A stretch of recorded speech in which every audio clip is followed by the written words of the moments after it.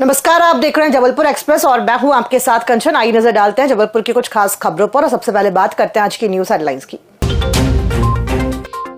विवेकानंद के सिद्धांत और योग से सशक्त भारत का निर्माण संभव, उप मुख्यमंत्री देवड़ा।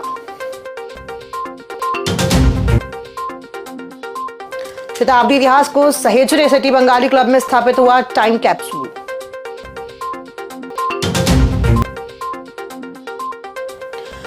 वीबीजी रामजी ग्रामीण रोजगार और आजीविका को नई दिशा।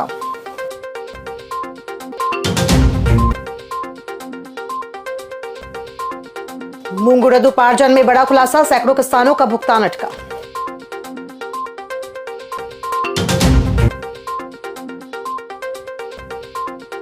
और स्वामी विवेकानंद जयंती पर महिला महाविद्यालय में सामूहिक सूर्य नमस्कार। आइए अब बढ़ते हैं खबरों की ओर। युवा दिवस के अवसर पर जबलपुर के मॉडल हाई स्कूल में सामूहिक सूर्य नमस्कार का जिला स्तरीय कार्यक्रम आयोजित किया गया, जिसमें उप मुख्यमंत्री श्री जगदीश देवड़ा मुख्य अतिथि रहे। उन्होंने युवाओं से स्वामी विवेकानंद के सिद्धांत अपनाकर राष्ट्र निर्माण में सहभागी बनने का आह्वान किया। उप मुख्यमंत्री ने कहा कि योग केवल शारीरिक व्यायाम नहीं बल्कि एक वैज्ञानिक और आध्यात्मिक प्रक्रिया है जो मन और शरीर दोनों को स्वस्थ रखती है। कार्यक्रम में 1,500 से अधिक छात्र छात्राओं ने सामूहिक सूर्य नमस्कार और प्राणायाम कर अनुशासन व ऊर्जा का परिचय दिया।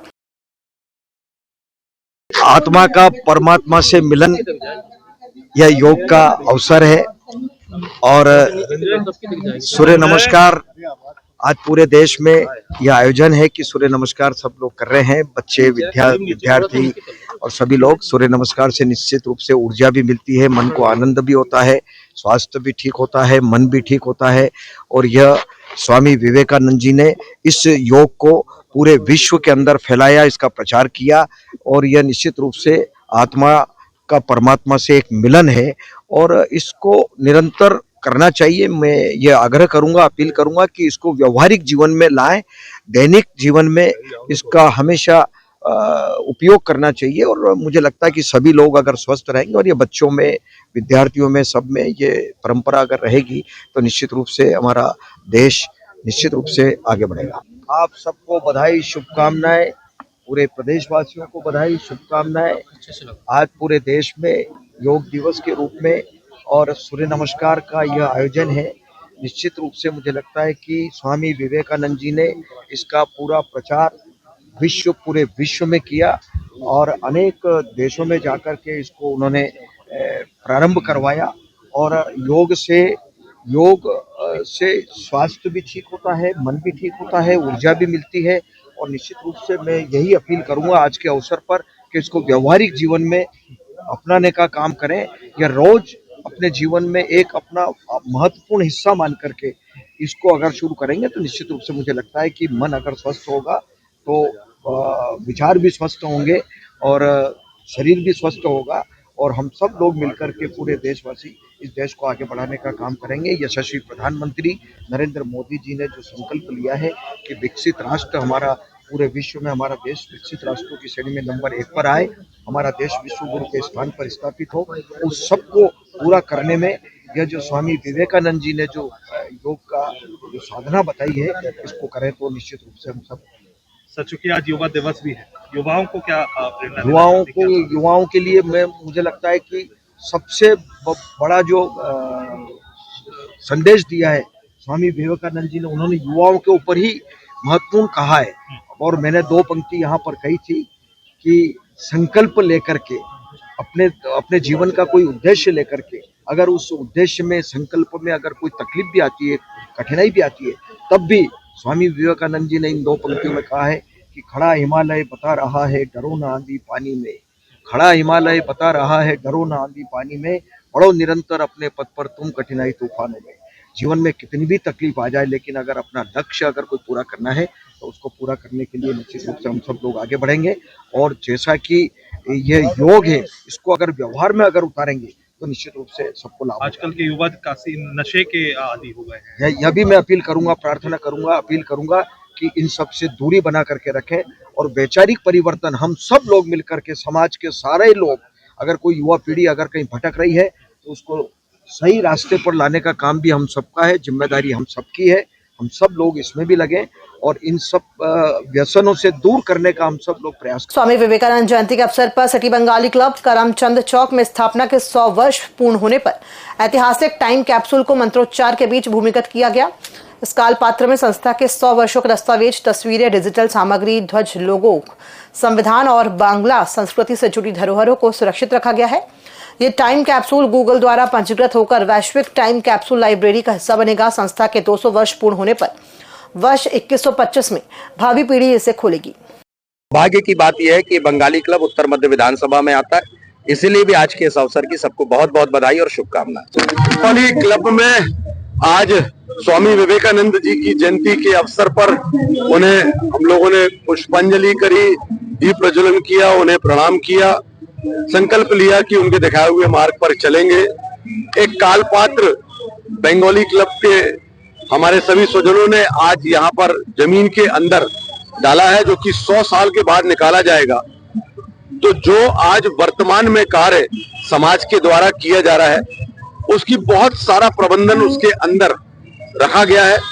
और जब वो पीढ़ी 100 साल के बाद आएगी तो निकाल के देखेगी कि 100 वर्ष के पूर्व जो कुछ भी Bengali club, city Bengali club के द्वारा किया गया था, बंगाली समाज के द्वारा किया गया था, वो सारा कुछ इतिहास उसमें संजो के काल पात्र के रूप में अंदर आज कर दिया गया है। साथ ही साथ नगर निगम ने ये सामने का जो मार्ग है वो सिटी बंगाली क्लब मार्ग और आगे जो चौराहा है उसे सिटी बंगाली चौराहा के नाम से नामकरण किया था, जिसका आज लोकार्पण किया गया। हम सब हर्षोल्लासित हैं कि 100 वर्ष सिटी बंगाली क्लब ने सफलतापूर्वक निरंतरता के साथ बड़े बड़े अच्छे आयोजनों के साथ सारे समाज के लोगों को, बंगाली समाज के अलावा भी सारे समाज के लोगों को एक साथ लेकर सामाजिक समरसता का बड़ा उदाहरण पेश करते हुए सबको साथ में लेके चलने का जो शहर में काम किया है, इसलिए 100 वर्ष पूरे हुए इसलिए भी जाने जाते हैं वो, और उनके द्वारा जो कार्य किए जा रहे हैं शहर में, उसके लिए भी सभी शहरवासी उनको बहुत बहुत साधुवाद प्रेषित करते हैं। विवेकानंद जी की आज 163वीं जयंती थी और इस पुण्य अवसर पर चूंकि संस्था के 100 वर्ष आज समारोह को 1 वर्ष भी पूर्ण हुए हैं, इस मौके पर 3 महत्वपूर्ण कार्य किए जा रहे हैं। एक महत्वपूर्ण ये स्वामी विवेकानंद जी की जयंती हमने पालन किया 100वें वर्ष के समापन पर, और दूसरा जो है एक कालपात्र जो इसके टाइम कैप्सूल भी कहते हैं, इसको हमने भूमिगत किया है। और कालपात्र में जो है संस्था के पूरे दस्तावेज है, हमारी संस्कृति है, हमारी कला, हमारी भाषा है, और डिजिटल और दस्तावेज के रूप में हमने उसके अंदर रखा है। और इसको हमने ये कहा है कि ये अगले 100 वर्ष जब संस्था के 200 वर्ष होंगे तो ये सन 2021-25 में इसे खोला जाए और इसको निकालकर ये देखा जाए कि इस संस्कृति को आगे अगले 100 वर्ष के लिए कैसे इसको आगे बढ़ाया जा सकता है। और तीसरा जो था वो नगर निगम जबलपुर ने हमें 100 वर्ष के उपलक्ष्य में सम्मान देते हुए संस्था को हमारे सामने की सड़क को सिटी बंगाली क्लब मार्ग और आगे के चौराहा को सिटी बंगाली क्लब चौक के रूप में आज उनका नामकरण किया, उसका स्वागत था। तो ये एक संस्कारधानी जबलपुर में एक प्राचीन संस्था को ये सम्मान मिला और इतिहास में भी ये दर्ज हुआ। और आपको ये बताना चाहेंगे कि इसे गूगल ने जो है विश्व धरोहर के रूप में अगले 72 घंटे में इसको रजिस्टर्ड करके हमें सूचित करेंगे। और ये पूरे वर्ल्ड के कैप्सूल्स जो टाइम कैप्सूल्स है उसमें ये भी एक संस्कारधानी जबलपुर की टाइम कैप्सूल शामिल हो जाएगी। जी, मैं प्रकाश शाह, सचिव सिटी बंगाली। भारतीय जनता पार्टी जिला जबलपुर ने विकसित भारत रोजगार और आजीविका मिशन ग्रामीण वीबीजी रामजी 2025 को ग्रामीण सशक्तिकरण की मजबूत गारंटी बताया।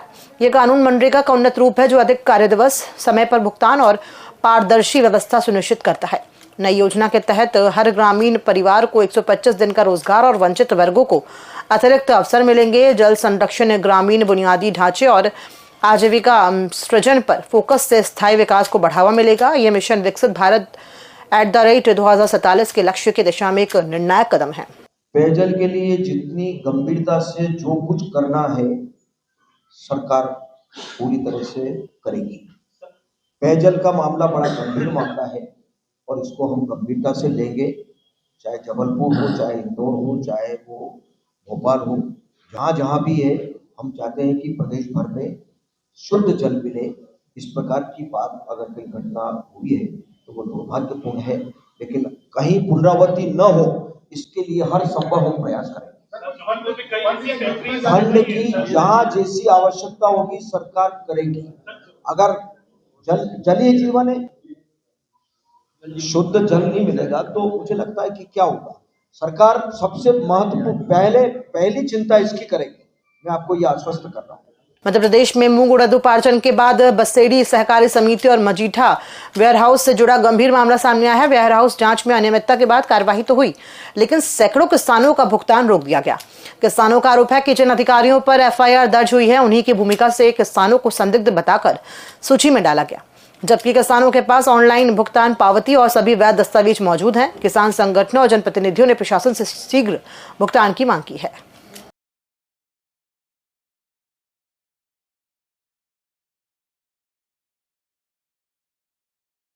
मूंग उड़द में सरकार द्वारा जो मूंग उड़द की खरीदी पिछले 4-5 महीने पहले की गई, उसमें किसानों के भुगतान आज तक रुके हुए, उसको लेकर ये प्रेस कॉन्फ्रेंस की गई थी।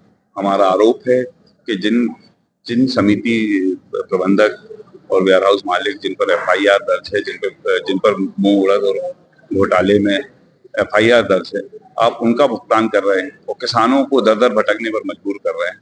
हमारा निवेदन है शासन से, कलेक्टर साहब से, कि इन किसानों का जल्द से जल्द भुगतान करें। ये 2100 के आसपास कुंटल मूंग और उड़द का भुगतान है, जो कि लगभग 59 किसान अभी बाकी हैं जिनकी पेमेंट नहीं हुई।